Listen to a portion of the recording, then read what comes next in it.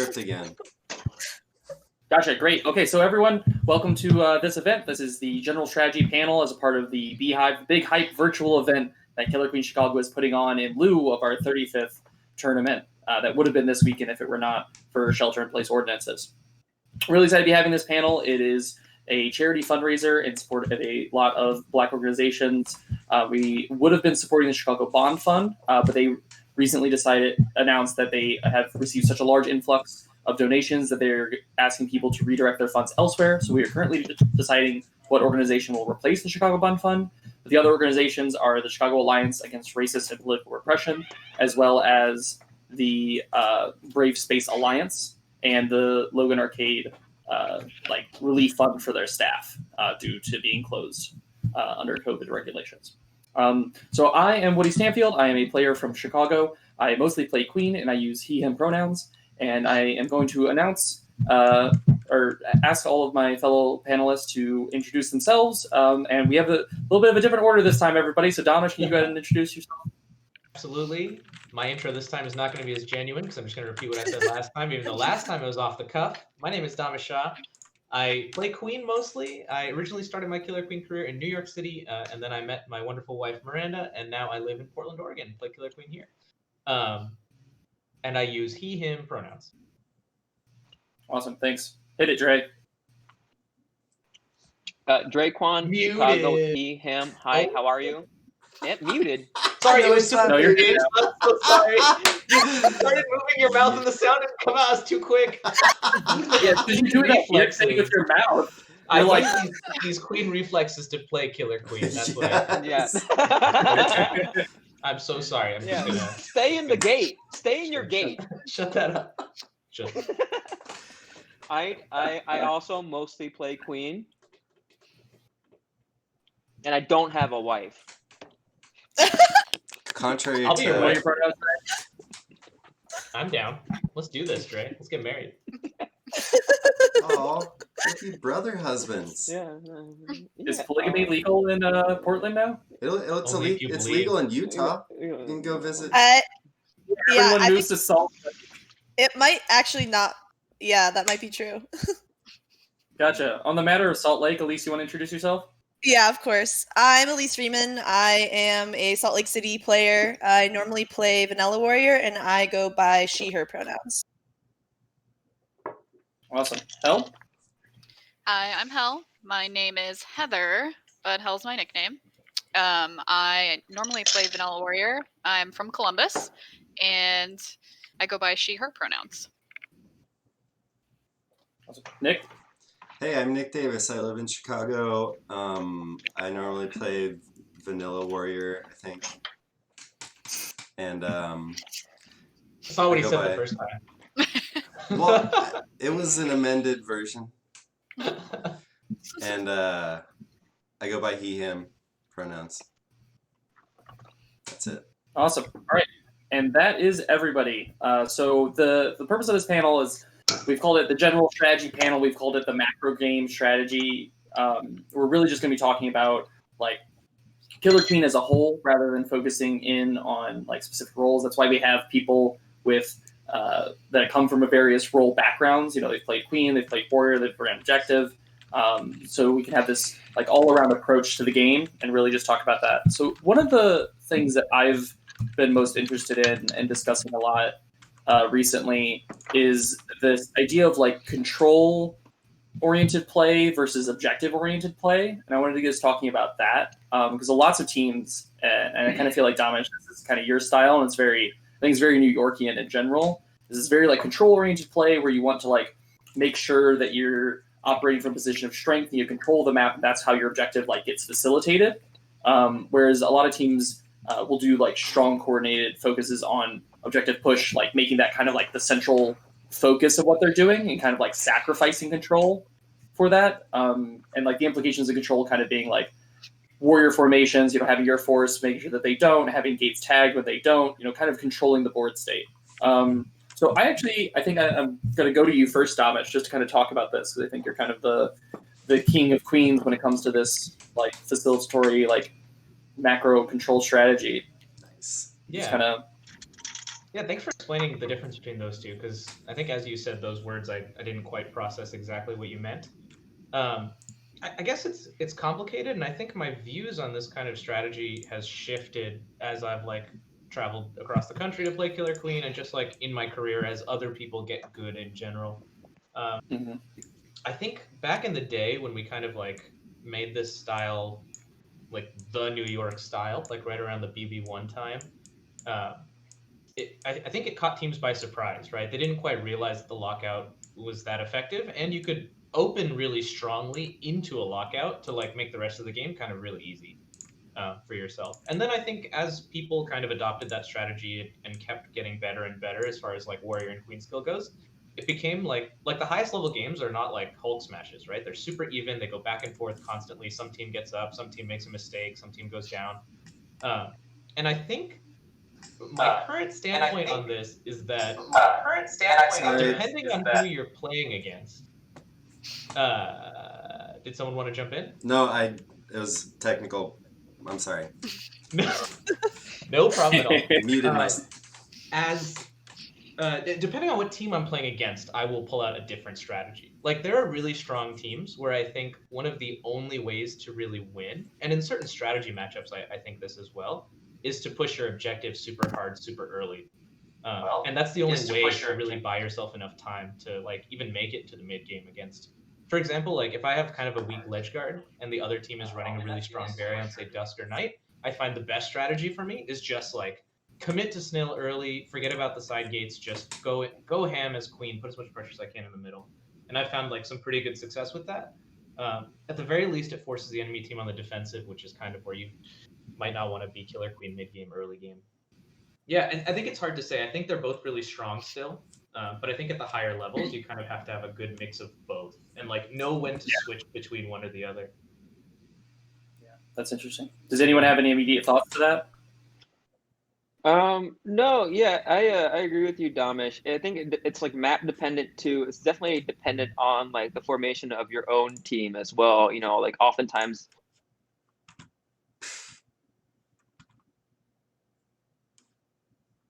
edge guard is always kind of like the weakest position on the Hang on, board. Trey, sorry, hang on. We lost the stream. Yeah. Oh, okay. Yeah. Because if Nick drops, you know that we're. Oh, okay.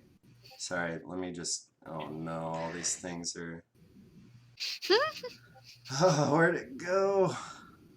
Here. So close. Here. There we go. Okay. God, it's awful. And this is the wrong one. Sorry. Okay. Go ahead. That's okay. No worries. There we go. We're back. Everything good? All right. So will you start over with what you're. Okay. Yeah. No.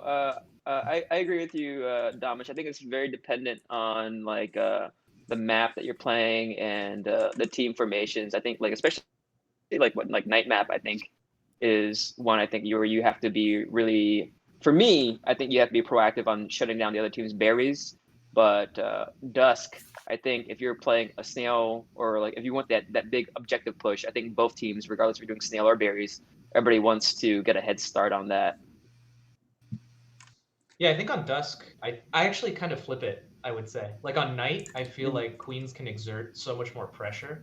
And looking at this from a purely queen perspective, I like pushing that advantage on Night. So I not that I like to shut down berries, but that I love to hold gate control on Night because I feel like I can do so much. Versus Dusk, I think they're all really close, right?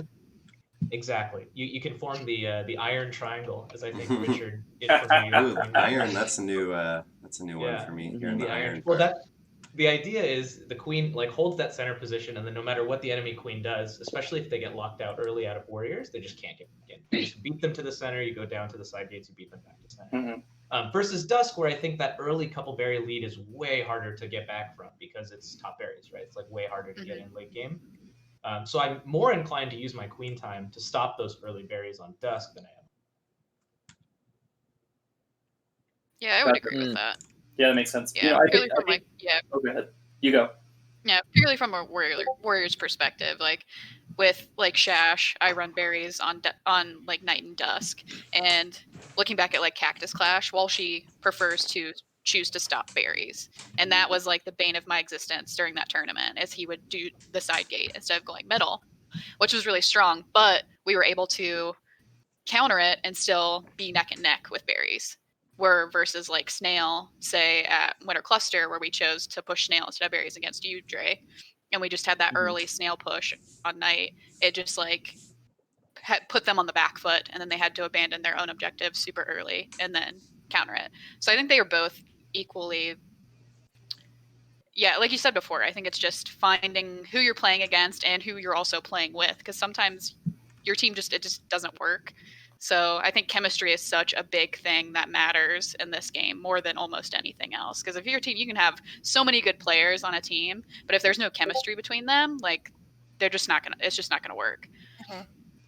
Yeah, I completely One agree. thing that would be cool to talk about is what it means to have chemistry with other players. Because I have this, like in my brain, I have a picture of like what a good player on a team looks like. And I think everyone can work on like a set of skills to make themselves Yes, let's hear it. compatible with like the most number of people. Hell yeah. I think the biggest thing is just like looking for your teammates, right? I say this all the time when we're like behind, is just like find a teammate and go fly with them. That's like the easiest thing. And that doesn't even have to be like a conscious act necessarily, but if you want to talk specifics, it's about like using the space your teammates are providing and then looking for opportunities to provide space for your teammates.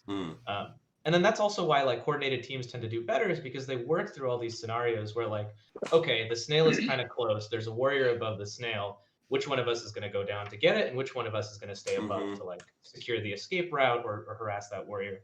Yeah, that's a huge part of coordination for sure, that I feel like, especially when I go to travel tournaments and I'm playing casuals with people, I end up saying a lot. I'm like, stop doing my job. I remember I had a particular moment with the queen from Elite, from SLC. Yeah. James. James, yeah, I'm sorry, James. I won't ever forget that again. I didn't forget it. I'll forget No, it you immediately. You want me to forget? I forgot it already. No, he's the best. He's the best. No, but yeah, that is like a really good point. Like having really particular like trust with people that you know they're gonna go do something is a huge part of time management as a player, like as an actual player on the board. Just you as on the board. Like I actually had a really good, interesting. Woody had some insight on this one thing that he and I do really well together that I didn't really realize I was doing, which was particularly on day map, when we go to, like when a queen is holding a gate, a side gate, and we go to contest it, as the warrior, I'll just cap the corner, and then whatever drone is coming through, Woody, because he is the queen and he can dive and come back up really fast, he has faster vertical movement, can pop the drone and just come back up, and then J in and push, and then I go around. But just like, that's what I'm trying to say there, is that like he knows that I'm gonna cap the corner so the other queen won't come out, whereas like, you know, sometimes you see teams that have both the queen and the warrior trying to pop the drone, and then that leaves their queen to come out ahead above both of them. Just things like that, like really small things, end up being really huge in both time management and just positional play. Yeah. Nick, can I cut in for 1 second? Yeah, of course. So the one thing is, because I've learned that capping is not like a ubiquitous term throughout all of KQ, so I just wanted to define it real quick for the stream. So capping means it's when you're mid-air hovering just outside of and above a ledge. So you see this a lot, like imagine like left or right gate on day map is like scraping on that ceiling right above it. You see a queen or a warrior just outside and above that ledge all the time, so that if the queen were to like slide off the ledge, she would instantly die if she like peaked. And so that's called capping. It's kind of like if you imagine the ledge is like a curtain rod almost. It's like the end cap on the curtain rod, so your drapes don't fall off, and the queen's the drapes. One of my passions is discussing different terminology between scenes. Yeah. So Taco calls it capping. I've called it belly buttoning is my favorite because you Explain stick 20 syllables. your sprite's belly button right at the edge of the Oh, platform. So okay, your now feet I are like below, it. but your head is above. I And like then, how well, specific originally it is. we called it shouldering, right? Like, Oh, 'cause you well, used to no, be I able feel to- like that's shouldering. right, I feel like yeah. shouldering for me, like, just for the sake of history, like, I didn't start Yeah. really playing like competitively until like well into 2017 or something like that, and even then, like, I'd ask Brian Kang how many times I've apologized to him about him trying to tell me what a stick was when I visited New York that summer. That didn't go well. Oh my god. Yeah. But I anyway, can't tell you how many. Woody and I do the same thing a lot. Woody gets really mad at me because I call things like completely made up. Yeah. Salt No, Lake but- just decided to take normal terms and then just flip all of them. We're Any isolated. We examples? don't have anyone near us. Our closest scene is Phoenix and LA are both 12 hours away. I don't want to do this again. But I feel like shouldering was different before. Yeah. Like it was Yeah. it was before the ledges were rounded, or rather the Yeah. character sprites Mhm. were rounded. And so you could hang Right. on the ledge but on the shoulder and just like wait for Yeah, that shuffle. see. But I don't Shoulder- know. Right. Yeah. Yeah. It There was is a right lot of after language that- BB1, I think, right? I'm sorry. It was right after BB1. So sorry. This is a topic that's very near and dear to my heart because Nick and Josh made fun of me right after BB1 because they removed it from the game because of what I was doing with it. Rude. Yeah, no, I remember this I very bet if you vividly. want some of that too. Yeah, you could. So you used to be able to, exactly what Nick just said. You used to be able to hang out right at the end of any platform and still be slightly above anyone who was firmly under that platform. Whereas now, if you try to Right. do that, where you're a little under it but a little out of it, and you just tap fast enough, it'll like slowly push you out and up. Yeah, But I that, remember that was the best. I used to watch Yeah. you were the only person I've ever seen that abused that on J dives. Yes. You're the Oh, I only used to queen, use it to get. Yeah. I think literally the only queen I Oh, ever yeah. saw diving into a shoulder to be at max height Mhm. to ensure that you would hit the J dive perfectly. And sometimes you would just chill there and make sure you had it. And Yep. you would also use it for like quicker rises. It was super interesting, like micro. Yeah, I love that because you could first like 100% guarantee every J dive with Yeah. that technique, and you still kind of can, right? You'll need to be a little bit Right. more precise about it and do it a little faster, but Mhm. you can still do it. And then the other advantage was that you didn't have to commit to every J dive, and enemy queens would try to push against you sometimes, and if you hit the shoulder perfectly, they would just die, and it was So like no nice. risk to you at all. It was beautiful. Mhm. Those were the days. Yeah, I'm glad that's gone. I'm surprised more people didn't use it. I love that technique. Yeah, I am too.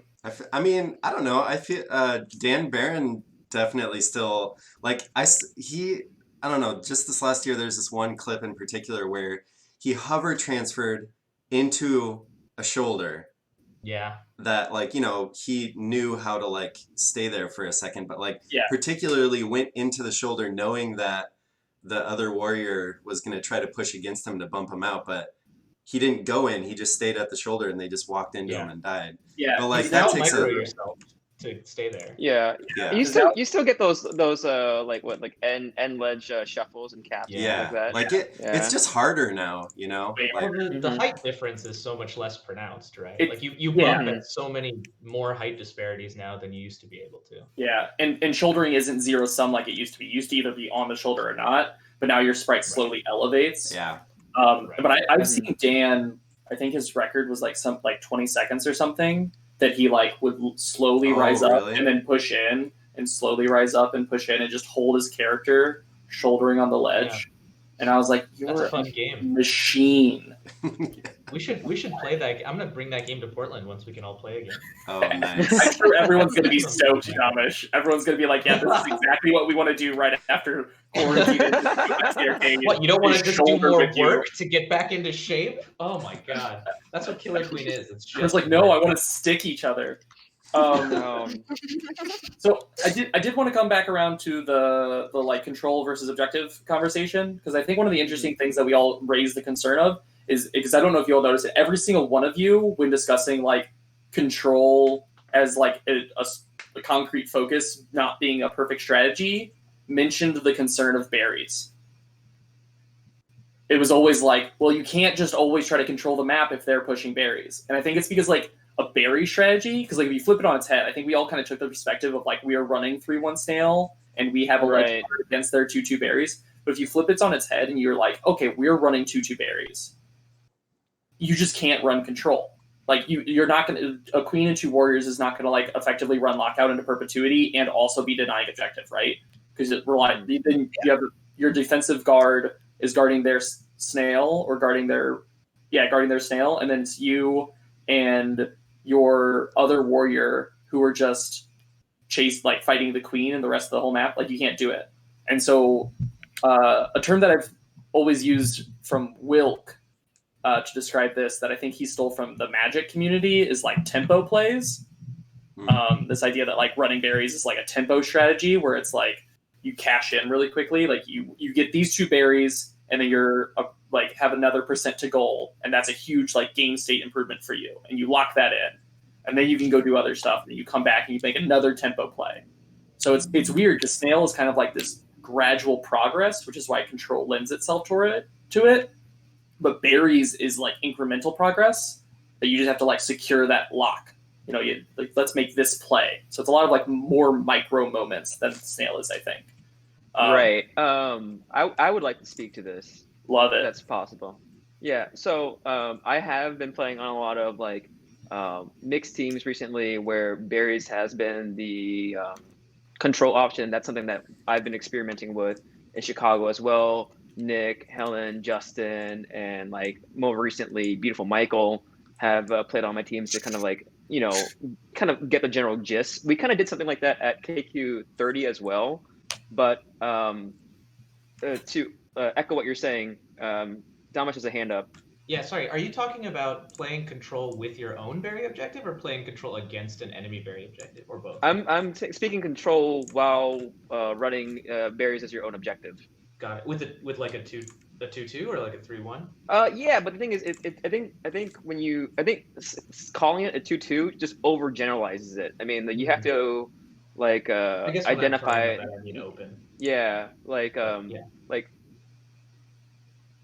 for me, when you let's just drop the idea or notion that when you play berries, it has to be 2/2. I think that's like just way too rigid of an approach to think about it.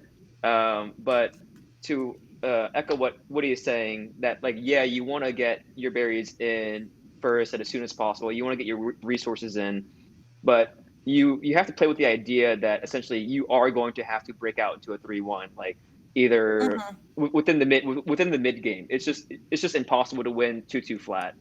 Yeah. And the way that I kind of approach it is that your objective essentially is kind of like the source of control. That's the other team's bottleneck, where you want them to shift their warriors, their resources, in order for you to basically just pin their units to your hive, whether it's on dusk or night. The first thing that I want to do when I play night or dusk berries is your first 2 are free, right? Your first 2 are guaranteed. And if they're not guaranteed, you fucked up. But the next 2 for 4, I think are very important. And if I'm running berries, what I'll actually end up doing is I'll get my speed out and I'll get my vanilla warrior out. But I think I see a lot of teams when they first get their speed, they put that player onto the offensive like almost immediately, and like they're kind of like almost like they're largely unsupported. And that's just like a huge resource that you have that, that's a big risk as well too, because they're essentially going to have to be playing against a snail, a queen, or another speed warrior. And that's basically 3 versus 1. They're not going to be able to handle it. So I'll have my speed warrior hang out with me, and we'll basically try to kill and create a pincer on their ledge guard immediately.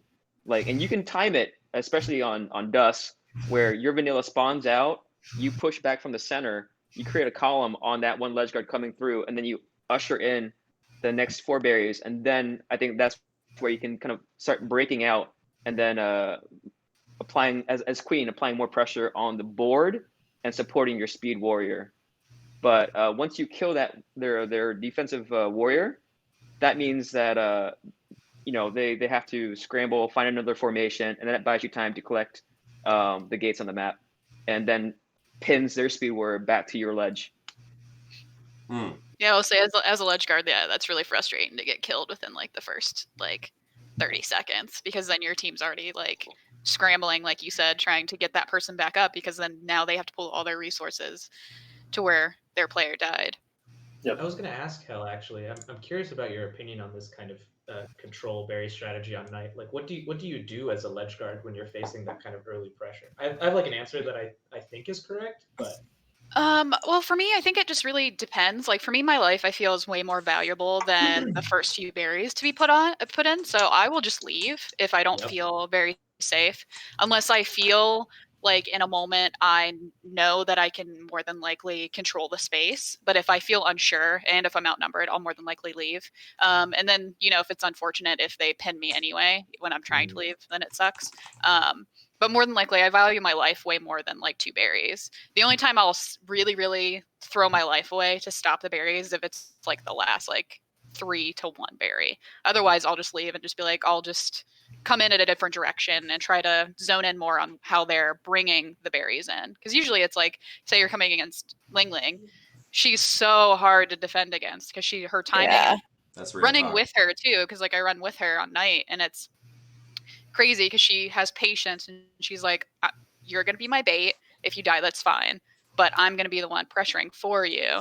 And then you can get crazy bumps for her because then they're scared of her. But then they're also like, well, fuck. Like, I can't, like, get the berry under. And then there's just so much going on. So it's really scary to come up against, like, a really good queen that you know she's going to J you every time, or a warrior that's also going to just, like, slide in there every time and pressure you. So I would rather just value my life and let the last berry get in, unless it's, like, the very last berry.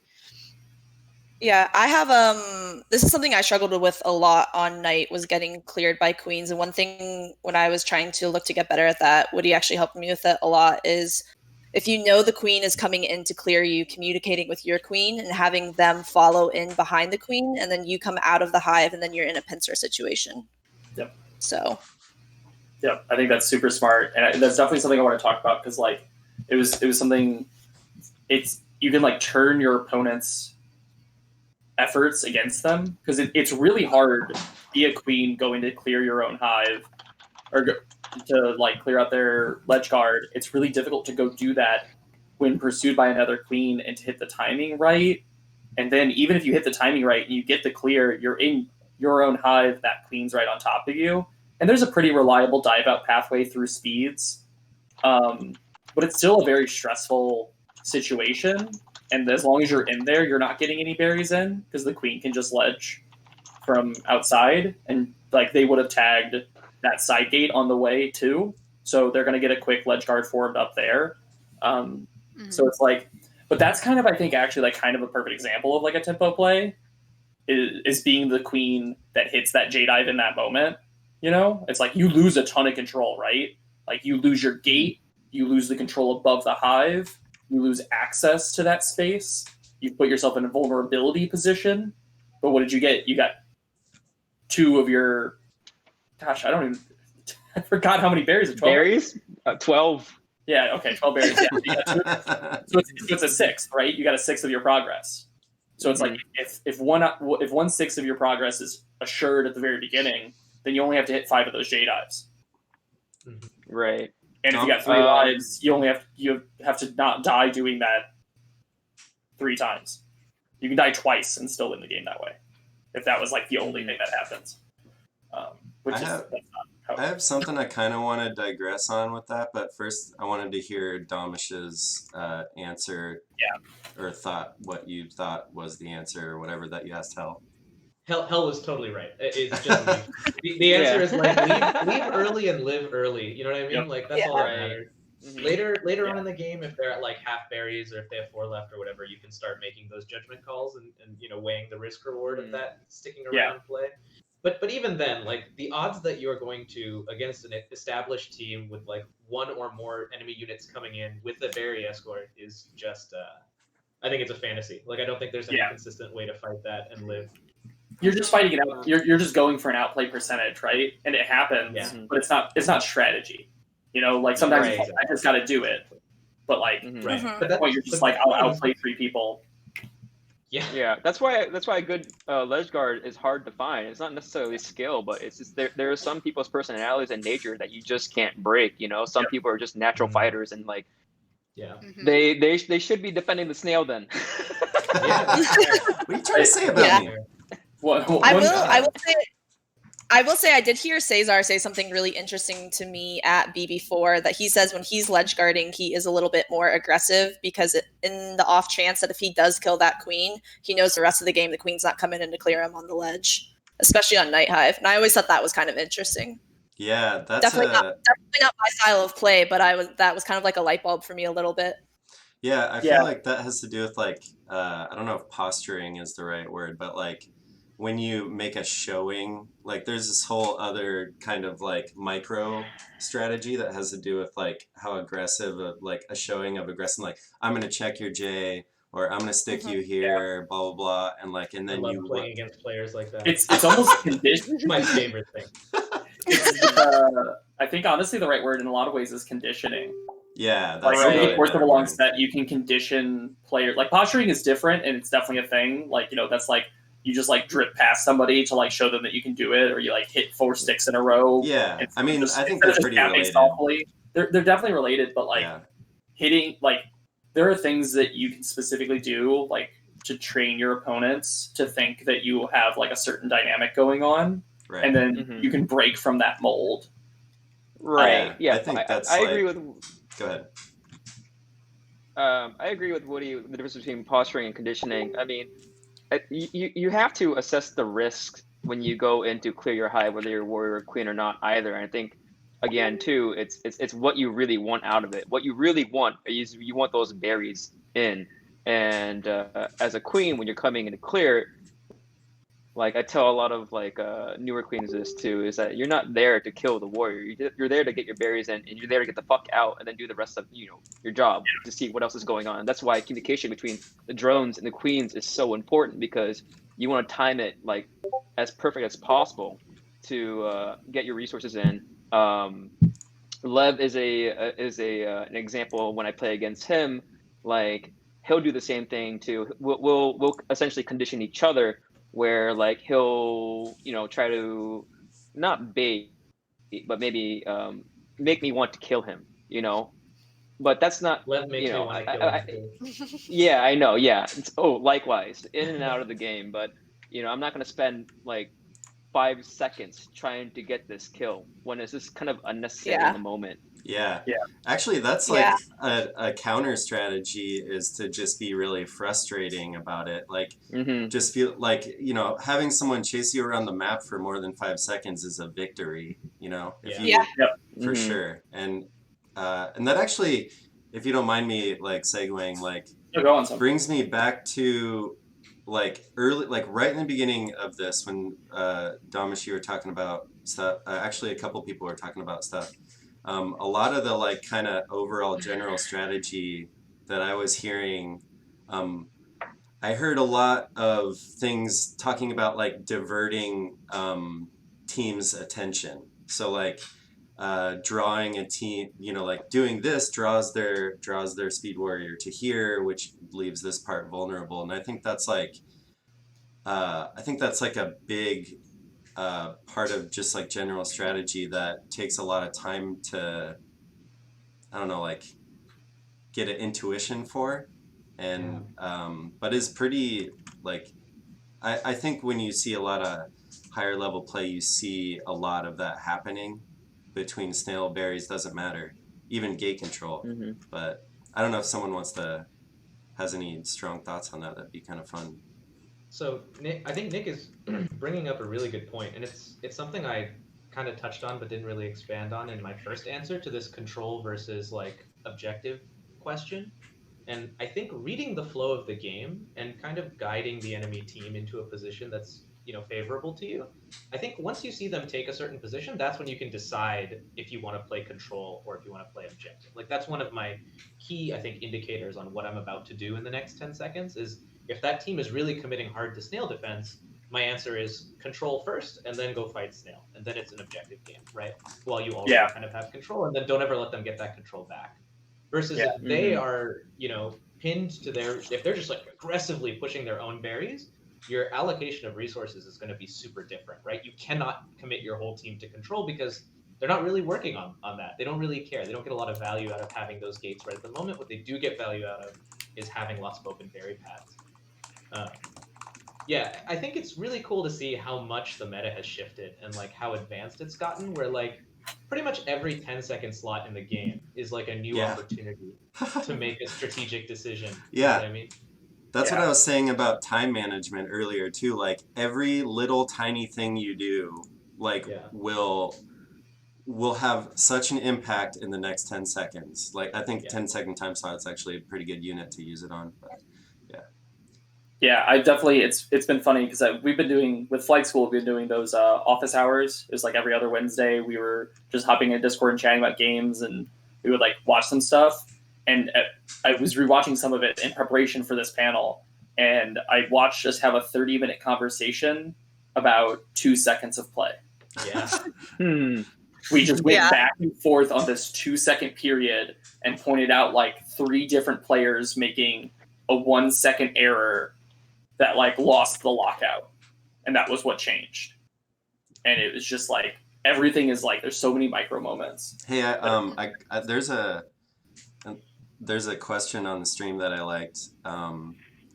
It says, do you guys know any extra or special prepping when you know you're going to be playing with someone whose playstyle you don't necessarily vibe with? I think Dre probably has a good answer. Dre probably does. So I want to kind of lump this in with some questions because I wanted to talk about some things in general, and I feel like this is good, which is that like we're talking a lot about like general strategy, but like team comps are super specifics, and it's not just like your team and like chemistry-wise what you can work towards and whether or not that's good or bad chemistry. You know, they're expressing like bad chemistry, but it's also like your skill and their skill and like what you guys are capable of. And like sometimes you need to lend a little more support there. But then I also want to make sure that we talk about the flip side of like your opponents and like how much each of us like we talked a lot about conditioning and posturing, like how much do each of us like do that reading and like developing our play and changing our play against our opponents, or how much do we like kind of stick to like what we think is like optimal. I think those are all like interesting conversations that we can like really hash out right now. So Dre, there was a question in the chat that we think you'll like, which was just, do you do any extra / special prepping when you know you're going to be playing with someone whose play style you don't necessarily vibe with? Right. I think the first thing that you should do is maybe prepare as much as possible. I mean, so like generally speaking, when I form like a mixed team or a team in general, I want to make sure that like me and the person get along first, you know, that we have like a mutual respect for each other and that we can have like very difficult conversations with each other about like game and play style, you know, like the very first thing that I say to a team that I play on is that like, you know, let's just assume that we both know nothing, you know, and that like please tell me what I need to do, not to necessarily improve on, but how I can help you, and we can like mutually help each other. I play with a lot of like very talented players that that I just don't like mesh with at all, you know. And this is something that Rishi has spoken to me about, saying that like, you know, in our prep for BB2, he said, let's get our team and essentially get us to agree as much as possible. Like let's whittle down all the scenarios and situations where we can agree, and that just makes like the flow chart of decisions so much easier.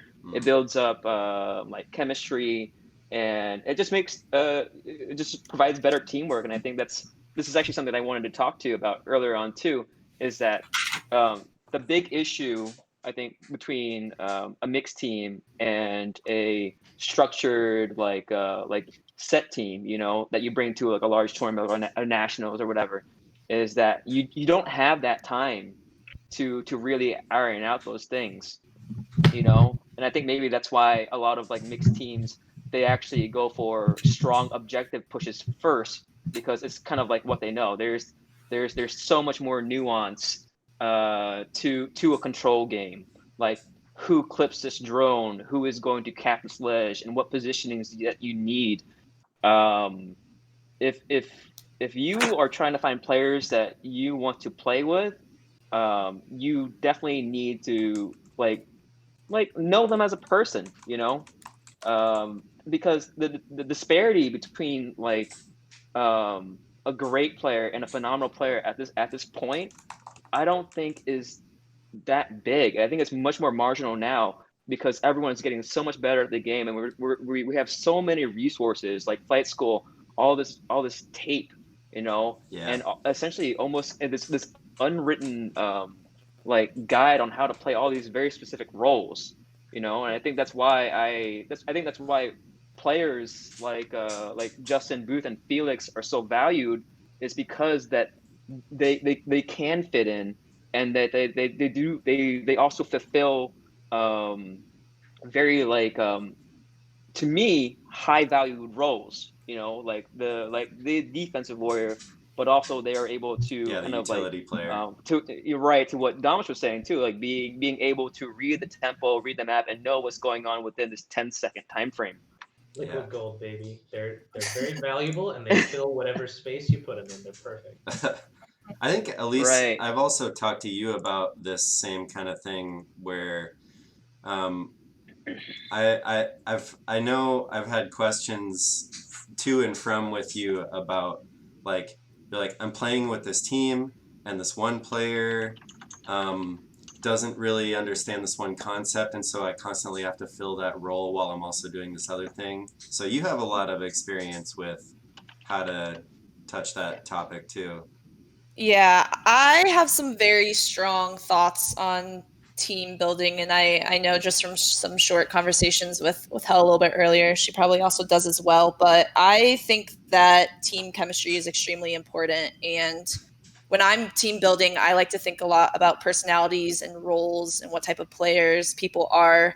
And I'll be honest, my number one thing that I'm looking for in a teammate is humility. I want to play with people who are able to be adaptable and listen to other input from team members, and basically have moments where they're willing to admit oh, I was wrong, we should have done this instead. And that's something that I also strive to be in a teammate for everybody else as well. But I would 100% I would rather play on a team with teammates who are maybe not as good, but we have better chemistry, than maybe stacking an all-star team that's going to have a lot of conflicting personalities. Yeah. So a lot of times you're not going to be able to overcome that. Big agree. And to me, it's just not worth it. Yeah. Yeah. Hel's also been on a lot of inner city teams. Maybe she can talk about her experience too. I mean, I would fully agree with that. I mean, really, that's my number one goal, is chemistry is most important to me. I want to play with people that I know that I'm going to get along with and that we can talk about the game. Of course, playing with somebody that also is very good is a plus, because you have an expectation of where you want to go in the tournament and things like that. But I will say that chemistry is definitely my number one thing, and that's why I love playing on mixed teams, because I also get a lot of information that way than I do playing with the same 5 people all the time. Yeah. And I feel like that's one thing that's made me progress so much in the game and learning so much, is playing with all these different people that I like and get along with, because then we can just bounce ideas off of each other without having conflicting ideas or getting angry or not being able to take criticism and that type of thing. Well, we're talking about chemistry, but I think we're all kind of talking about the same stuff. What makes someone a good teammate? What makes someone a pleasure to play with? And I think you guys are hitting on all of these things, right? Someone who is not, so prideful that they're not willing to take any criticism at all and adapt to the team in any meaningful way. Someone who tries to play with their teammates, not really a super solo player. Or if they are a super solo player, they're the only one on a team. Yeah. But you can't build a team around certain superstars. Go ahead, Woody. I want to pin that. Yeah. I want to come back to that once we're finished with this. The idea of the single idiot is something I want to talk about. I genuinely said it on record. But I think there are other things going on. One of the things that I wanted to mention is because it was a team that Nick and I were on. It was a team full of lovely people. It was High Fossil, full of lovely people that we all love so much, and we had great personal chemistry and subpar on cab chemistry. And that's something that I think we haven't fleshed out that much, is that when you play on mixed teams, or you play with people that you're not super familiar with, there's a lot of like different approaches to the game and different styles and different like focuses that people like zone in on specific zones. And I think a lot of that does come down to whether or not they've historically played on heavily control-oriented teams, or have kind of played KQ very much as like the brawler, almost like fighting game that it is. And so it was like really difficult in this tournament because I realized that like almost none of us were on the same wavelength of how the game is played. And so like things were just getting let up constantly. And it wasn't like we would talk about the moment, they'd be like, yes, okay, yes, agreed. And we could talk about it so positively, but still it was like we were trying to force like a year's worth of growth and development together into a tournament moment. Yeah. And that's like a really difficult thing to like shore up really quickly. That like I think is like different than whether or not you personally get along or someone is like nice and compliant. Yeah, and you know, like on that note, I actually like and also to kind of go off of what Hell was saying about mixed teams, about learning stuff, is regional styles are so deep that like you could play a mixed team with the same people for like many tournaments. Like for example, I was playing in San Francisco quite a bit for this last year, and they're just getting used to their regional style versus what I have been playing with in Chicago since I started was pretty hard. and also like was a huge learning moment for me, like adapting ideas and styles from other players in San Francisco to, you know, bringing them back to Chicago and vice versa, had a lot of really positive effects on just for my playstyle for sure.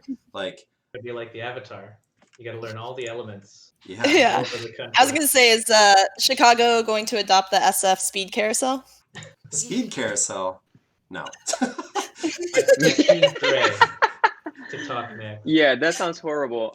Woody, no, true. I mean, I think we do it to an extent. We do it. Okay, hold on. We do it to an extent, but there are like there are things in place that need to happen before we do that. I'm not gonna, you know, throw like this fucking A. This is the best metaphor I can think of. I'm not gonna throw a stick of butter at the wall. Regardless, Woody, I'm glad that you brought that up because I wanted to bring it up as well too. Is that when you with these other mixed teams as well, you do obviously like chemistry is great and everything, but also you want people to agree with your overall general strategy. And as someone who has the privilege to kind of like be the person or one of the people forming the mixed team or the interscene team, is that you have a conversation with maybe one or two people that you've decided to team up with first, and you discuss the roles that you want to play and the overall general strategy, where you want to do berries or snail on this map, things like that, and you discuss your own strengths and your own weaknesses. What slot are you missing? Do you need a striker like speed warrior? Do you lack like a strong snail rider? Things like yeah. But Yeah. I lost you. Fucking A, I don't know. Yeah. Sorry. You're good now. Speed carousel put me through a loop. Yeah, you got a little triggered there, didn't you? So Yeah. I'm sorry. I would like to take some time to speak to the speed carousel because I don't have as negative a viewpoint on it, but yeah, I don't have a negative viewpoint on it too, but like it's again too, it's just overly simplified.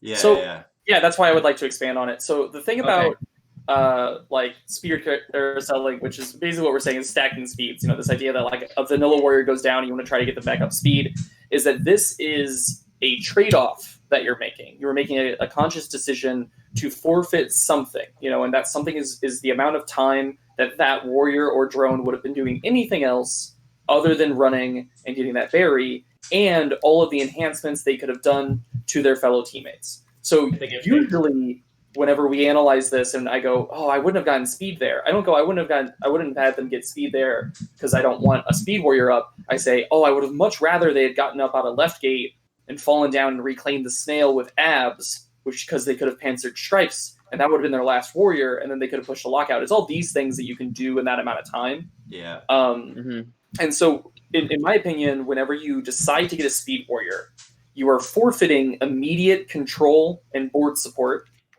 in favor of what you believe will be enough increase in military strength that it will make the difference later on. You're cashing in some sort of current resource of control in exchange for greater control and greater board strength later. I think you could probably use that 10-second time slot unit for that, for a measurement of like what you'd be cashing in. Like I'm cashing in this 10 seconds of like home person going around trying to get up speed or get up vanilla or trying to whatever feed the snail for the purpose of later having better control. So. And there's even you're also right. Oh, go ahead, Hal. You're also making a risk too of like, who's to say that drone's not going to die as a speed drone when you could have had that warrior up? Yeah. So that's why I personally prefer to just get up vanilla. Yeah. Like I would rather have control as a vanilla because I believe in my vanilla much more than my speed, personally.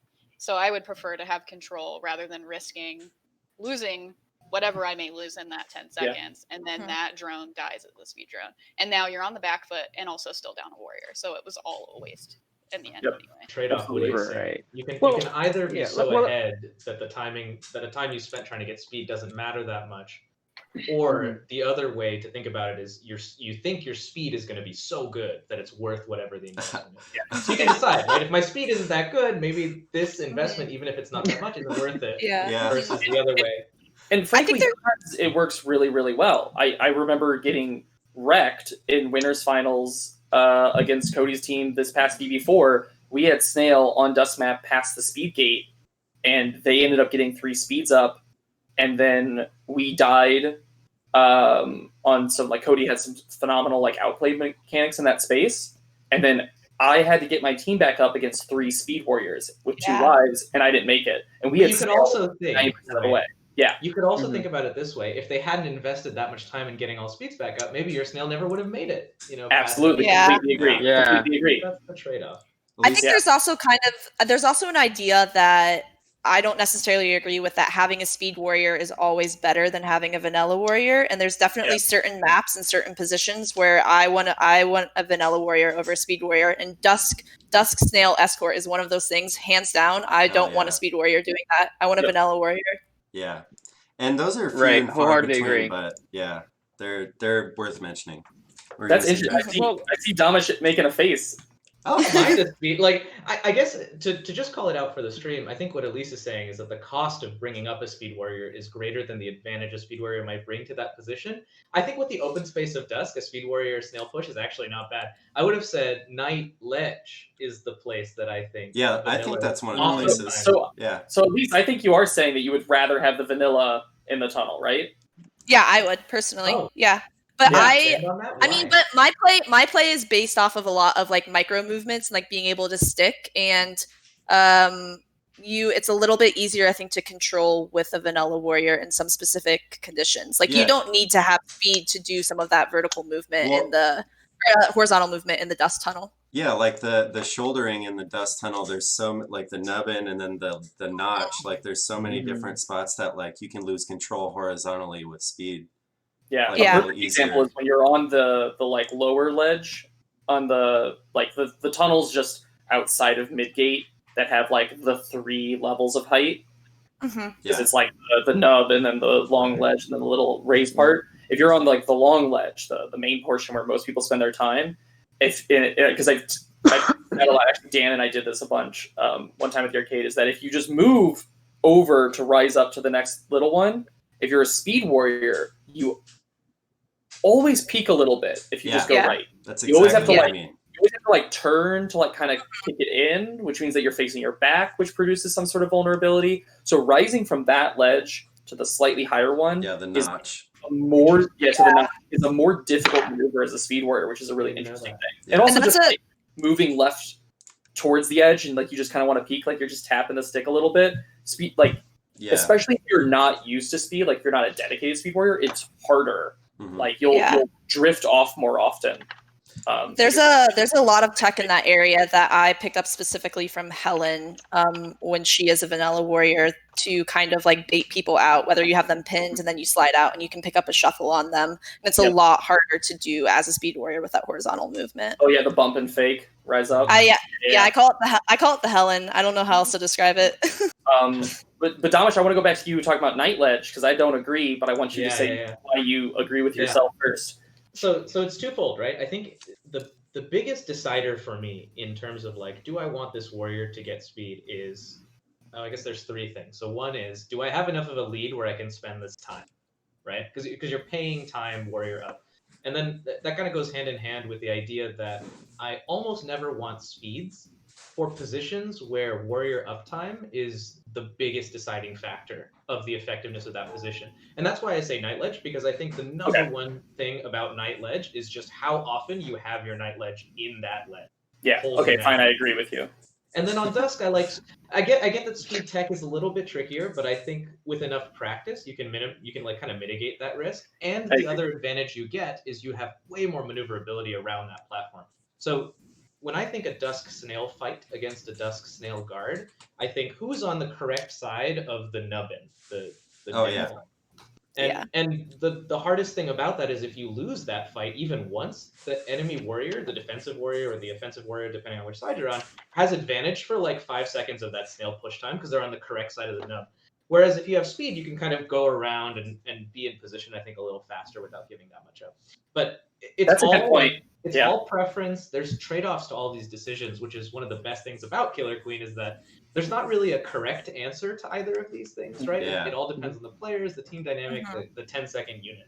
Yeah, and a lot of it has to do with like, because the thing that always comes back is like the rotating speed teams are almost always using objectives as ways to prolong or stagnate the game in order to capitalize on military opportunities. They're running the snail because the enemy is running the snail so that they don't get the snail far, so that this game lets them make those 3 crashing moments that win them the game. Oh, right. Reminds me. Oh yeah, go ahead.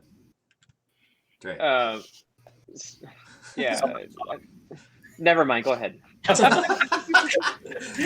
Man, it's howdy team strat discussions all over again with you guys. That, no, you go. No, you go. That reminds me of one of my favorite sayings to say to people that are like, I don't know, like intermediate or new, which is you gotta not lose before you win, because, and I think that has a lot, and I specifically say it with the double negative because that like highlights that if you're just gonna let them push the snail while you're running berries and not do anything about it, you're giving them an opportunity to win.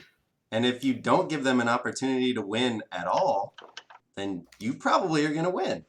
So focusing on not losing, meaning like don't give them the opportunity, give yourself and make sure you have the opportunity to win.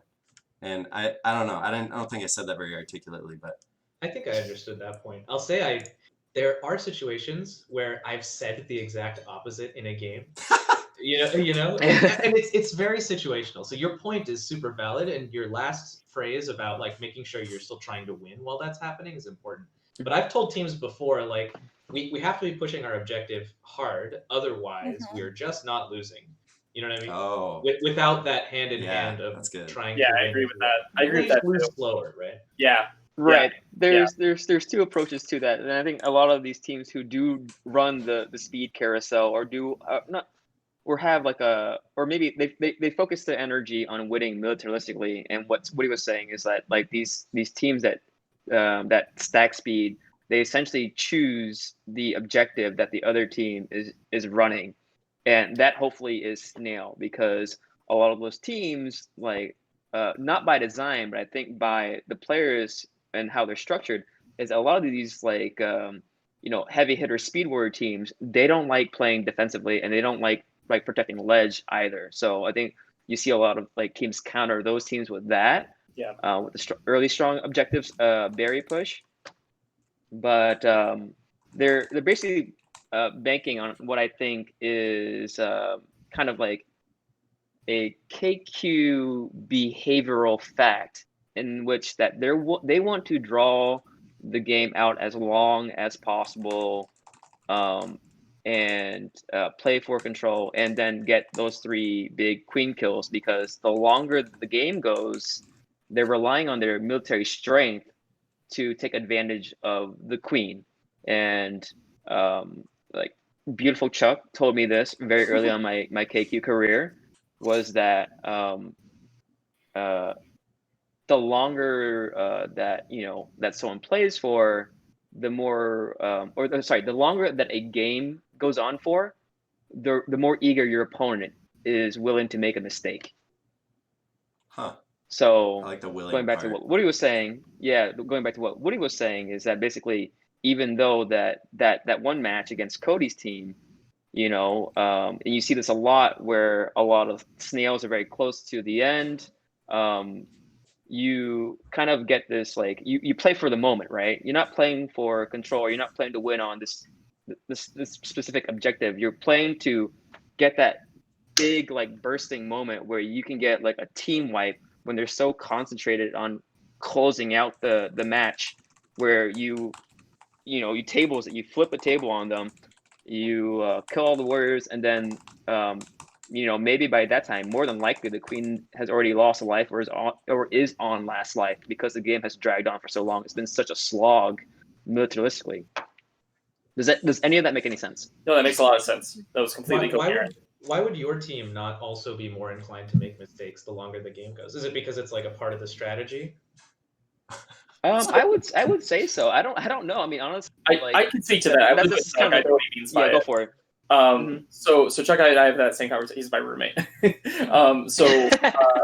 What Chuck is talking about is basically mental discipline. He's saying, like, we will be more disciplined.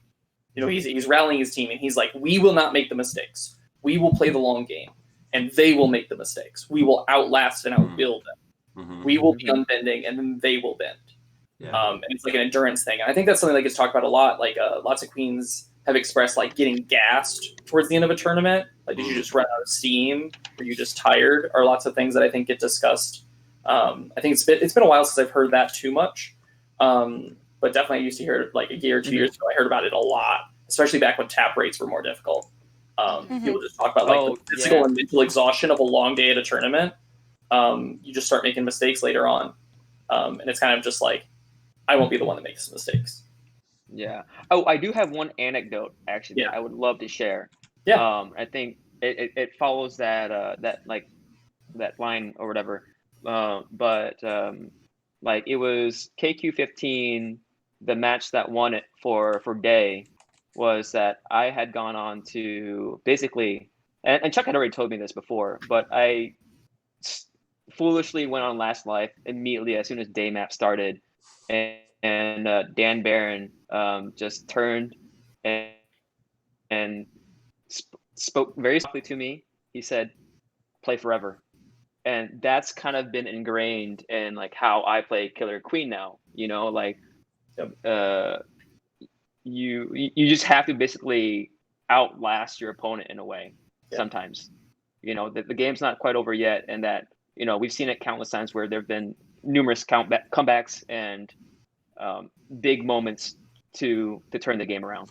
Yeah. And maybe that's what you need. Maybe you just need that one big moment, and then play as perfectly as possible from there on. But I think we can all agree that the team that makes the least mistakes wins, and that takes the last mistake loses. Ooh. Yeah. There we go. Now, go ahead, Elise. This is something I've heard you talk a little bit about, Woody, but you've made a comment to me before that sometimes you love actually being on Last Life as a queen because you find that kind of brings out a little bit more recklessness in the enemy team's warriors, and that's something you can capitalize on. And I think this is a little bit related to some things that Dre's been saying and Domish as well. Yeah, I completely agree with that.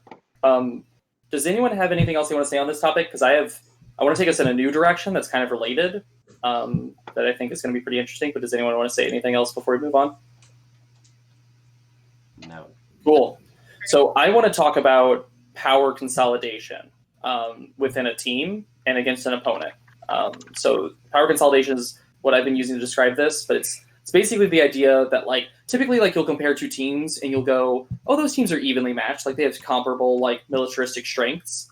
But power consolidation in a team is when you go, oh, those two teams are pretty matched, but that queen is a lot stronger than that other queen. But the speed warriors kind of make up for it.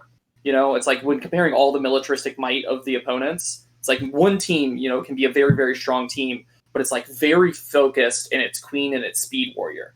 And then there's sharp drop-offs. You know, I think you see a lot of teams have like sharp drop-off in like militaristic strength and like their third warrior.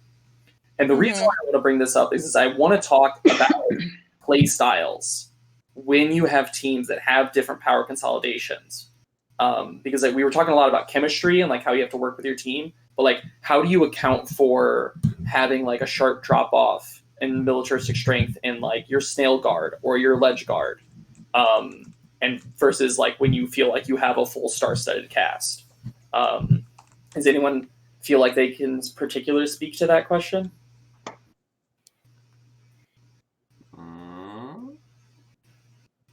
We only play on the best teams with the best warriors. No one I mean, I guess I can talk about this a little bit more because I obviously, unlike the rest of you, I come from a small scene. It is newer. As much as I would love to always run a 3-1 team at a competitive play, like sometimes that's just not realistic because our first, second, and third warrior are typically not going to be as best as the other teams. And I think one thing that really helps with that is kind of recognizing that weakness and being able to compensate for it a little bit more. One thing that I really like to do is I definitely adjust my play style against my opponent. Like I watch a lot of footage. I know who I'm going up against. I know what they like to do, what they like to run. Like one specific scenario I can think of is when the Salt Lake team played in Hive Hustle, we went up against a team that we knew was going to be really heavy with speed warriors, and they were going to want to get a lot of speed, but they might not push snail as much. And we have, in my opinion, one of the strongest objective runners, I think, in the nation. Mark is incredibly talented at riding snail and doing a lot of those drone sticks.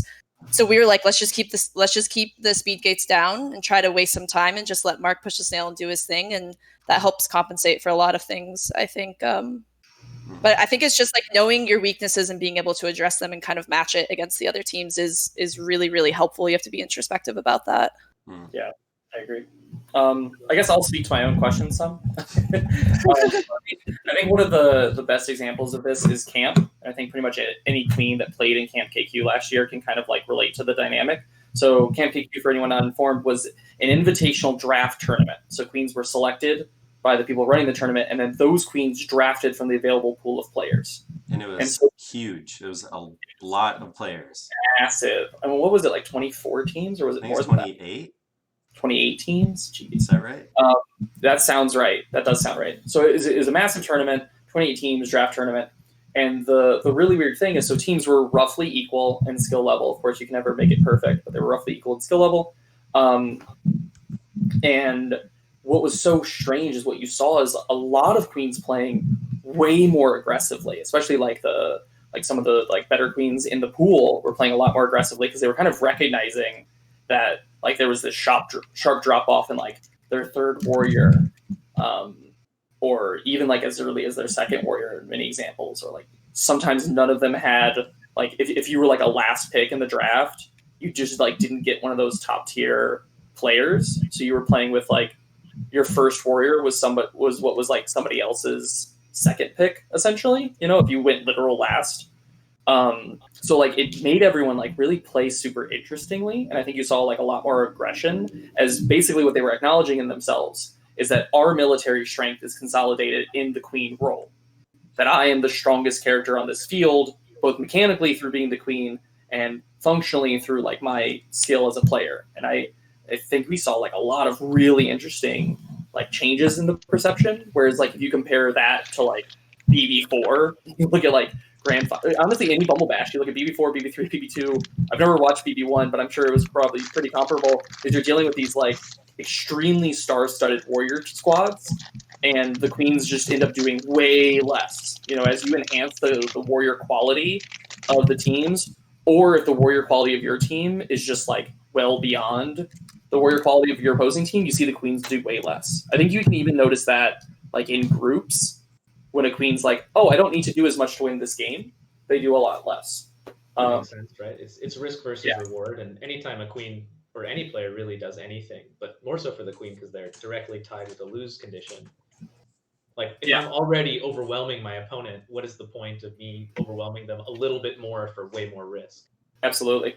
Yeah, and I actually feel like, Thomas, you could speak to this a little bit because I feel like you've played on the literal best teams of all time, and then you moved to Portland and you started playing with a lot of like developing players and helping like grow and develop players, and you ended up having huge success with that. Like some really fantastic players who've grown a lot over the past couple of years, ultimately winning Cactus Clash.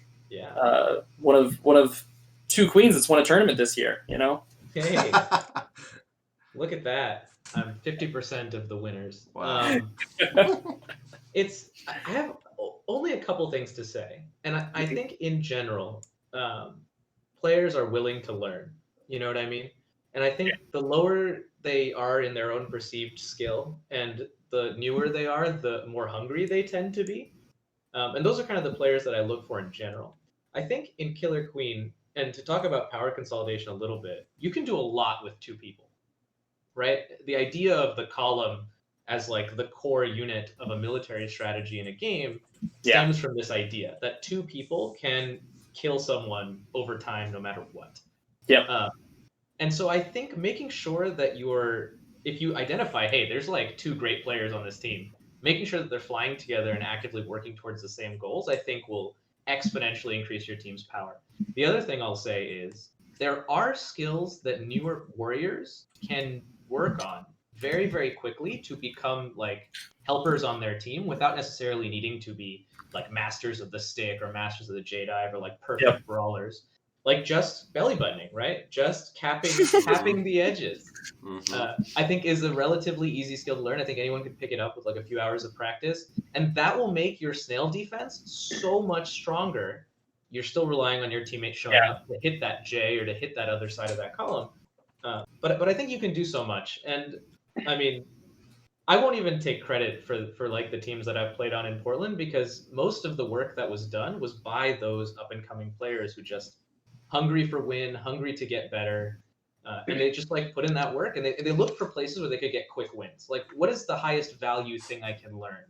And I think you can even do that across a tournament. You don't even have to do that over like months and years of practice. Like you can say, hey, I noticed your positioning is a little weak here. If you just, fly up sooner, you'll win the situation 90% of the time.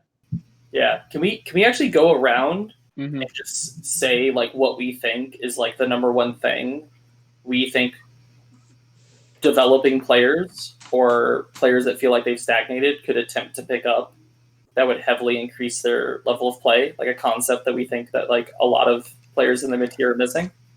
I feel like Damas, you kind of talked about like incorporating belly button and capping. Do you want that to be yours or? No, I think well, that's not the most important thing a player could do, right? I think it's a really specific thing a player could do really easily to increase their value. I think the most important thing is looking for your teammates and trying to understand the idea of when you're opening up space for your teammates and when you need space to be opened up for yourself. So it's more than just any particular tech. It's trying to play with your team, as vague as that sounds. Okay, cool. Does anyone else have anything? Let's just go in order. Yeah, that's great. Yeah. If you don't have something, that's fine. But there you go. Okay. Yeah, I think some of the things that I tell developing players is that they need to learn basically how to be a killer queen player first, rather than a warrior or the role that they're looking to learn. You want to be able to like read a game and identify what the team should do next. That's one. And the second thing is to go off on what Dom was saying too, is like identifying like positions of power. You want to know where your strongest position is, and that's why like I think so many players hear me say, You know, like when they ask me like for advice, I'm like, just scrape, like scrape here, or scrape here. You know, and I think that was one of the main workshops that we had in our BB4 like workshop as well. You know, is that it's not like players like don't know how to kill other players or don't have like the tech, but that you need to be able to like identify the moments that you can go for a kill or where you are strongest. So my answer is positioning. Yeah. Mine is kind of similar to that. I think mine's just more going to be a piece of tech, being able to hold a column. I think that is the biggest difference I've noticed, I think, from intermediate level play to advanced level play. Like as soon as you're able to start recognizing columns and holding them with your teammates, your map awareness is going to open up a lot, and that's going to make it so that you can accomplish a lot of these other like higher things that we're kind of discussing. Yeah, I mean, I think positioning is definitely like the one of the number one things. Like if you're in the wrong position, it's just not going to work. You're not going to get what you need to do unless the other team absolutely messes up, especially when they have the advantage. And sometimes you do come across that where they, drop scrape at the perfect time, and then you got lucky in that moment when you were too low and you should have died. I know for me, coming from like KQ20, which is where I would say like I really started to like venture into other places of the game outside of just running drone. When I started watching footage, I do say that just watching footage is what pushed me to become a better player just in general. Just like watching the game over and over and over again. It kind of feels like homework, but if you love the game as much as I do, for me it's not homework. Like I just love the game so much. And then if I have a question about like, oh, what is this? I have people like you guys that I trust in the community to be able to answer my questions. And then I'm not afraid. You just can't be afraid to ask questions. You can't be afraid to like feel like you're being dumb, because everybody, even top players, are still learning new things. Like the game is evolving, especially when you come across from like East Coast to West Coast. Like when I went to Cactus Clash, I hadn't really played against many West Coast players, and their style is so different. So like when I came against Walshy's team, his openers were so weird, and what I was taught was like, you don't do that. That's not effective. Like you don't give up middle like that. That's weird. And then, but it worked out, and so then I had to fully adjust to what I needed to do. And so, yeah, I mean, for me, I think watching footage just in general, I think even if you don't necessarily know what's going on, you're just like watching, okay, they're winning. Now let me try to pinpoint why they're winning. Yeah. I mean, you guys took all the good ones already, so. I mean, you can echo something and add something to it if you feel strong. So the positioning one is kind of what I was going to focus on, but specifically, something that Dre really like nailed into my head over time, which is just put your head on a ceiling and keep it there. Because like if you're just kind of like wavering and stuff, there's so many people, even intermediate players, that are just going to come up and stick you out of nowhere, or like you can't push up against someone to get out of a pincer or whatever. But if you just keep your head on a ceiling and drop at the right time when you need to, so many things will go a lot better for you. Like you see so many people just like waving their head like right into the ceiling, and you're like, you're asking for someone to come and kill you. Right. Actually, that's a great point that you I'm glad that you brought that up, Nick. That is one of like my biggest pet peeves. Yeah. Like if somebody's asking me for advice and they can't hold a scrape, then like genuinely, I'm sorry, I don't think you're ready to play the game yet. We're talking intermediate level, though, right? We're not talking about like beginner play. But okay. Right. I say that sardonically. Like there are a lot of players who like pride themselves on like, oh, I'll just dance around this and bumble around, Yeah, and that's what my point was. That doesn't cut it. Yeah. That's what my point was about. Vulnerability. They leverage their own vulnerability for like outplay potential. Yeah, and like that's a style that for example, Brian Wong does a lot of weird floaty middle stuff that he ends up getting incredible kills with. And Wyatt. Wyatt. Yeah, there's plenty of players that do this really well. But at the intermediate level, if you don't have the rest of the skill set of one, reading your opponent, two, having like 99% tech on when you're going to need to use like a mid-air stick or something like that, then you floating around under a ledge is not going to really do you much good except for draw someone into you, you know? Yeah. We're talking about the skills that get a team like from losing wild card to making it to bracket, right? Yeah. Right. I would say Yeah. patience is another big one yeah. too. True. Yeah, true. Yeah. I feel like a lot of teams like they just try to rush it, and then you got to work for the long game. Like we said before, it's like act like you're on last life, and that's your only life that you have. Because if you try to rush in, and I know I've done it so many times where it's like, oh, I can pull off this one little, if I just get this one last kill, that's going to get the push that we need. And then you die, and you're like, well, I just lost the game for us. Yeah. And if I would have just been patient and held the space there, we would have won anyway. So I think it's learning patience and not jumping the gun too much too. I mean, So- all of these are intertwined. Yeah, but I would like to say mine. So Yeah, go for Not it. allowed. mine, I think it's most connected to Damish's, but it's this concept of reinforcing positions. Something that I've been thinking about a lot more. We talked about it with like you have like your ledge guard in the Night Hive, and a clear is coming, so the queen comes over. I would call that reinforcing a position. You aren't doing the job. You are there to make sure someone else can do their job. And I think that's one of the things. The biggest space I see it that like, frankly, no teams outside of New York teams have figured it out on the Night Snail push is how to effectively reinforce the key positions that move the snail so that that person can't be displaced and the snail can't be taken back. Because you can layer these positions and have somebody in a position that is like, oh, I got to move them out with a pincer to then move this person out with a pincer to move this person out with a pincer to get to the snail. And at the point that it's that many layers of effort to get to what you're doing, what ends up happening is the snail's moved 5 seconds. And by the time you do it, the snail progress has been assured. And you see it the same in the snail in the hive space, where it's like, okay, the queen comes to clear, but your queen's there first, keeping their queen away from the hive. So what do they have to do? They have to send another warrior over to pincer that queen, and they have to be able to pincer the queen to force her out to then be able to clear the hive. And in that whole time, what happened? Your 2 drones were either chilling there, waiting for the clear, or they were running underneath a ledge guard that should be able to kill them. And so, and what's going on in this section of the map is you're losing, you're not getting your objective in, and then probably Snail is moving on the other side of the map, you know? So it's one of those things of like this idea of reinforcing positions.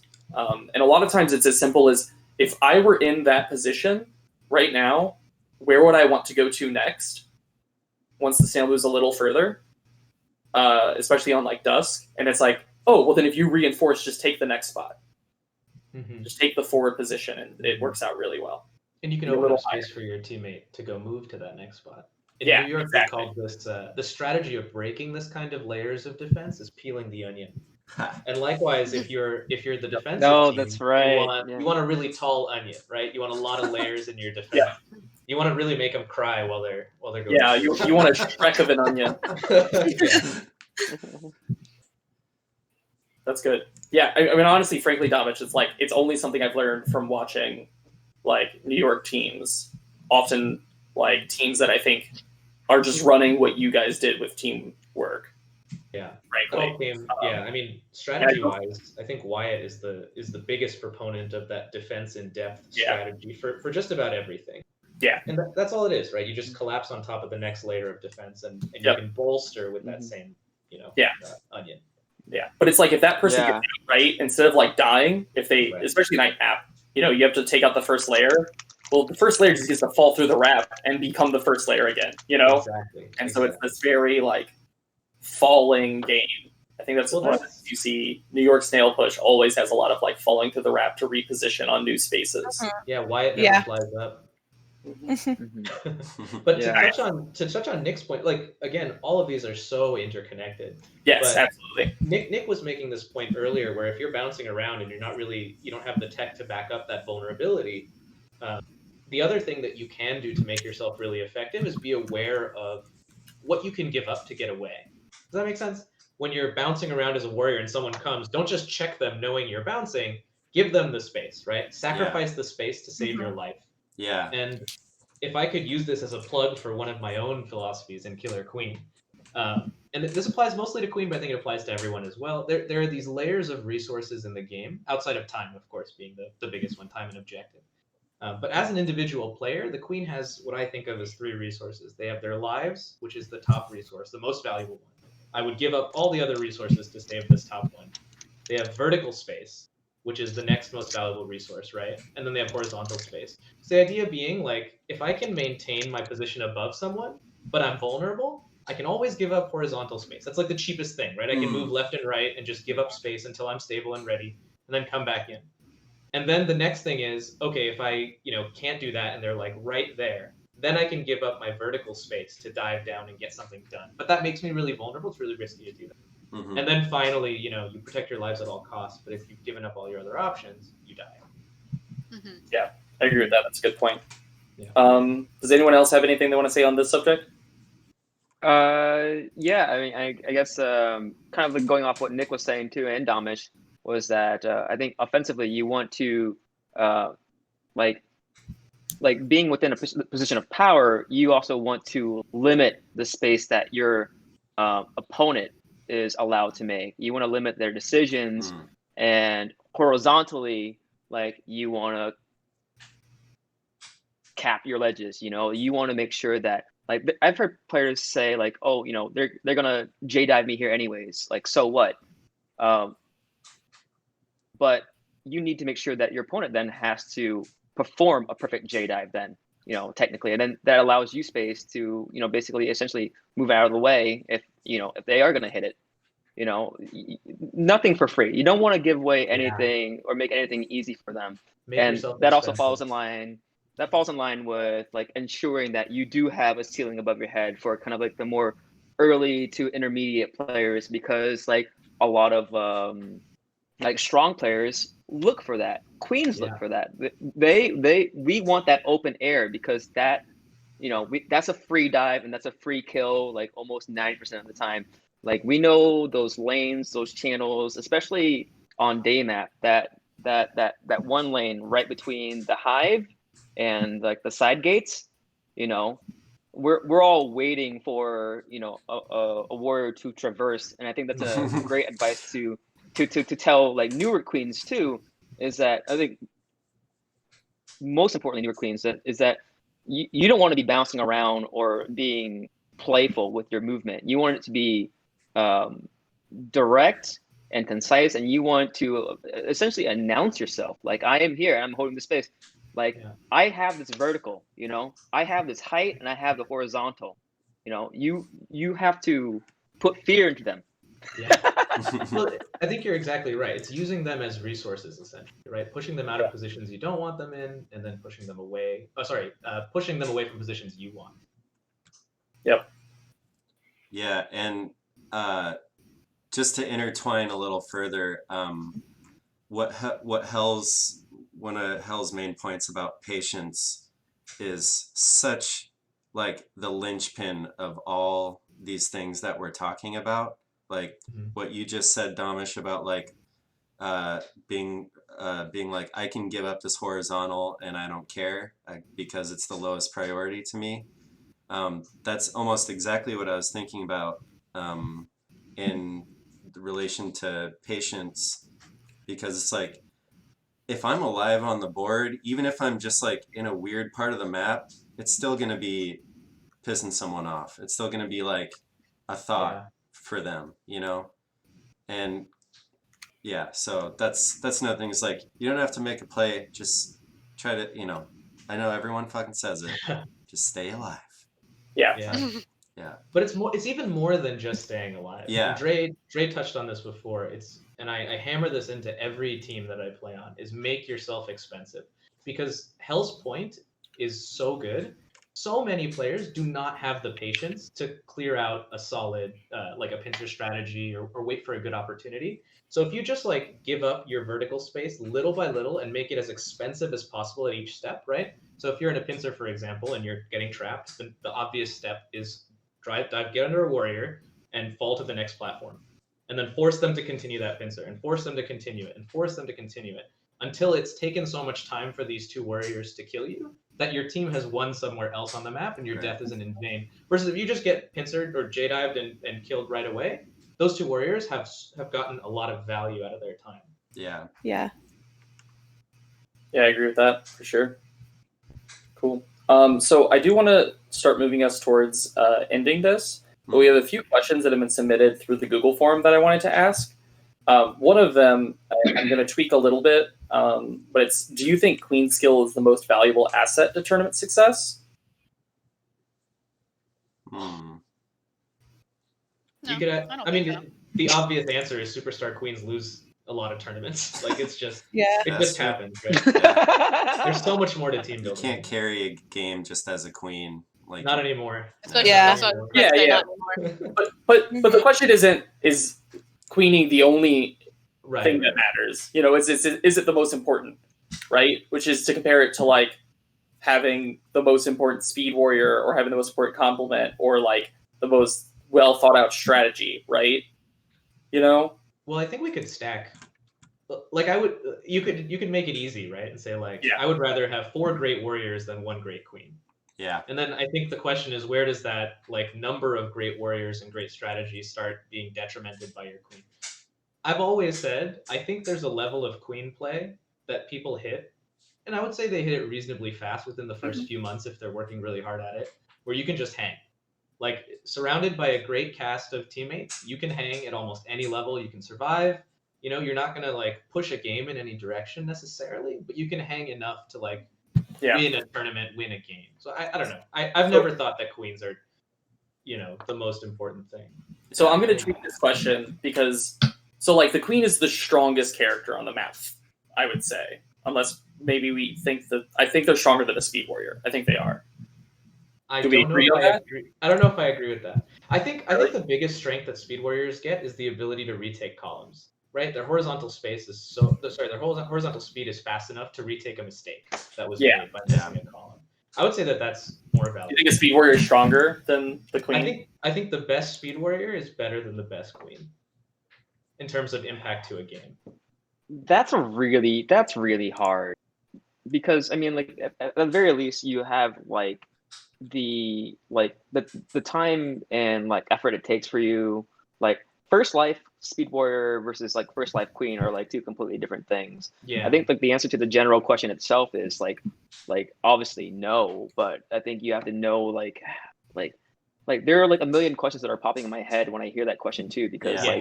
like what's the who else is in the field of the tournament, who are like my There's too many teammates. yeah. Yeah. I agree with that. It's there's no way that like a queen can carry, and it's simply extremely much more difficult than it like has been before.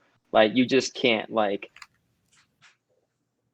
play a 2/2 with all-star speed warrior and like hope for the best either. Like that's why like the third warrior is so much more important now in like the current game state.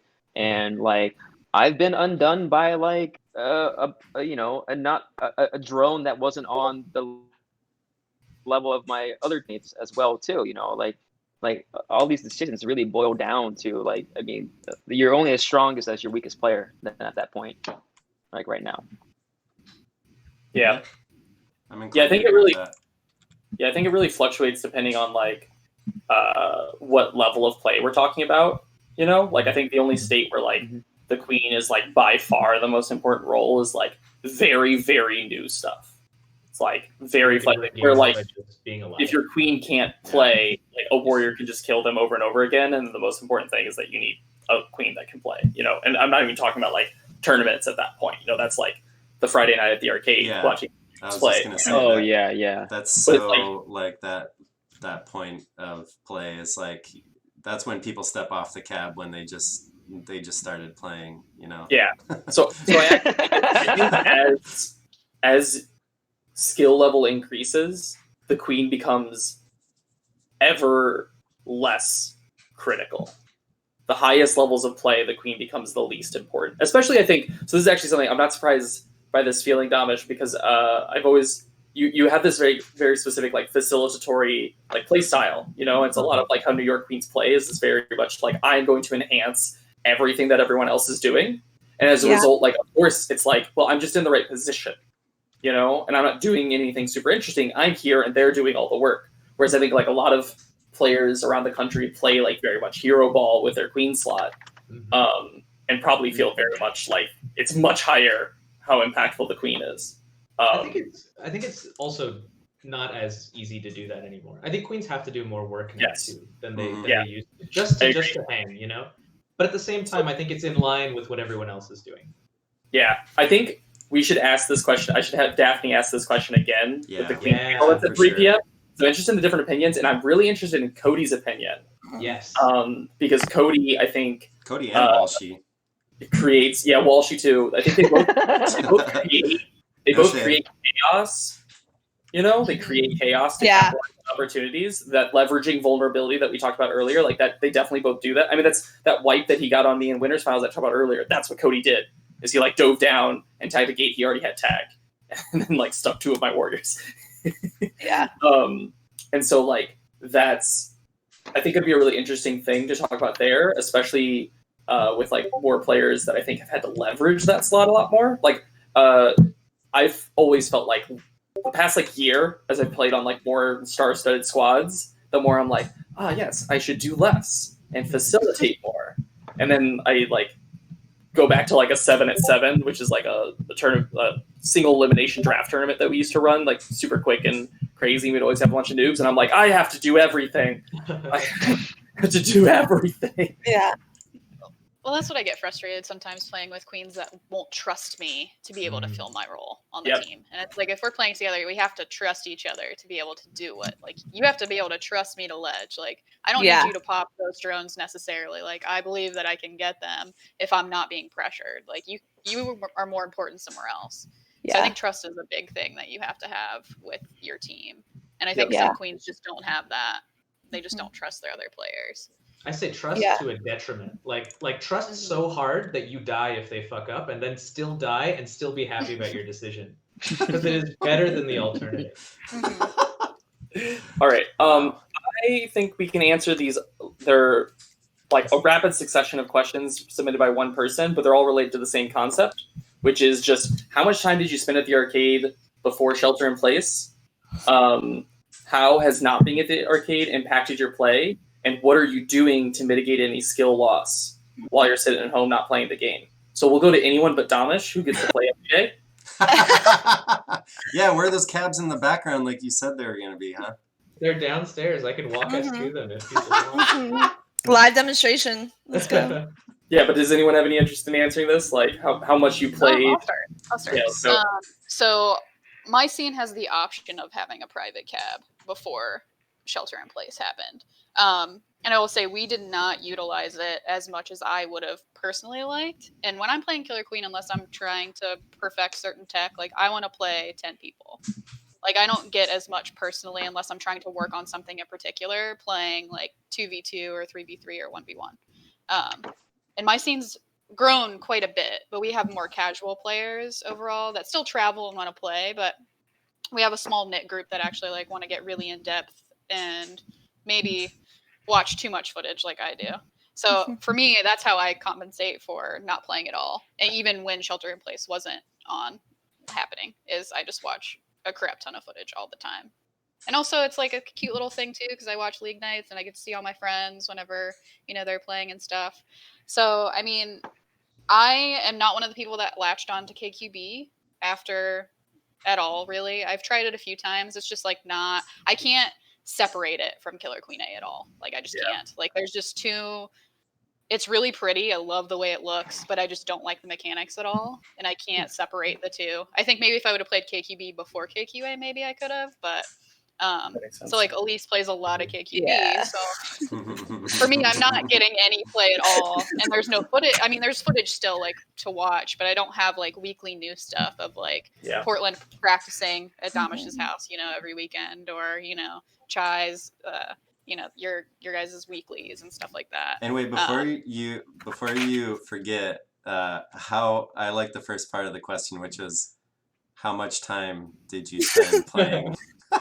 Don't avoid it. Not that much, honestly. Like you have like say like Carlos or Eduardo from Dallas, like they're saying like I'm playing like 6 days a week, like they're already wearing armbands and Jesus. stuff.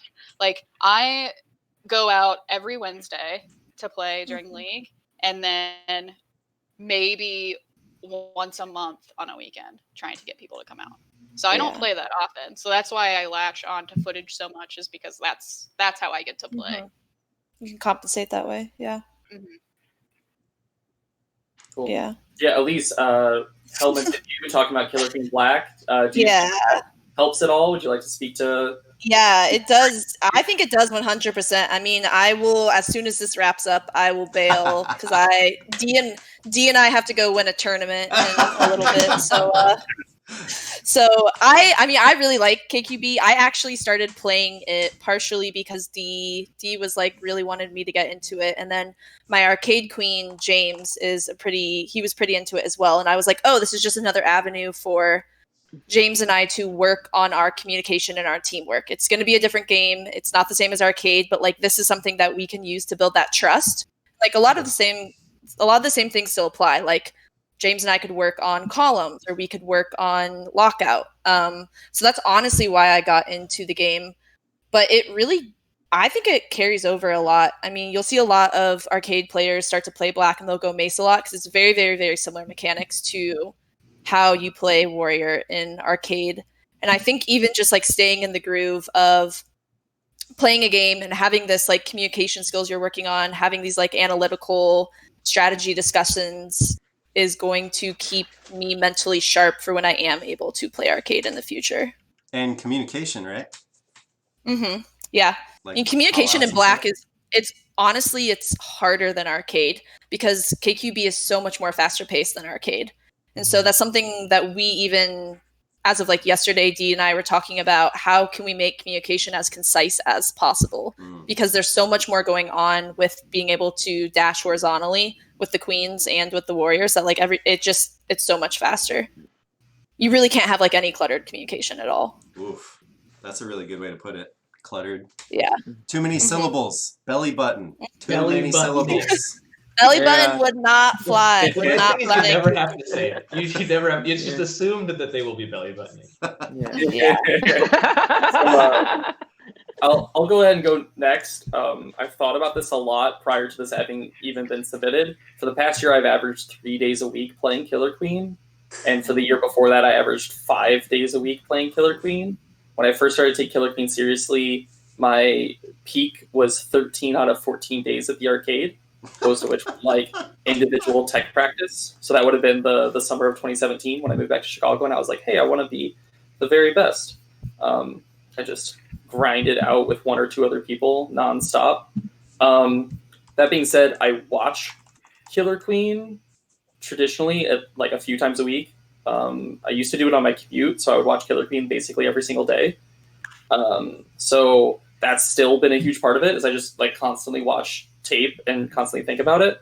I've also had the great fortune of having the flight school platform, which we transitioned to every other week. Until like a month ago, every other week we were doing flight school office hours on Wednesdays, and people could drop in and just talk about the game, which basically what turned into is a lot of like mostly these 2 dudes from Jacksonville actually would like jump in who were like newer developing players. They would just ask me every single question that they could think of, and so I just got to like ramble, which was lovely. So that's definitely kept me on my toes. It's just like being forced to think about these things that I've like taken for granted for a long time. And I think that's all my answers. What do you really like your answer about engaging, like staying engaged with the community? Because people are still discussing strategy. We're still having events like this one, right? So. Yep, absolutely. Go ahead. Dre? I missed it cut out for me. The first half of the question was just how much we generally play, and then the second was how much what are we doing during quarantine? Yeah, how much did you play before? How has not being at the arcade impacted your play? Which I think is like a hard one to answer. Like if you haven't played since, right? really know. Yeah, everyone is worse, you know. Yeah. Except for you, Domish.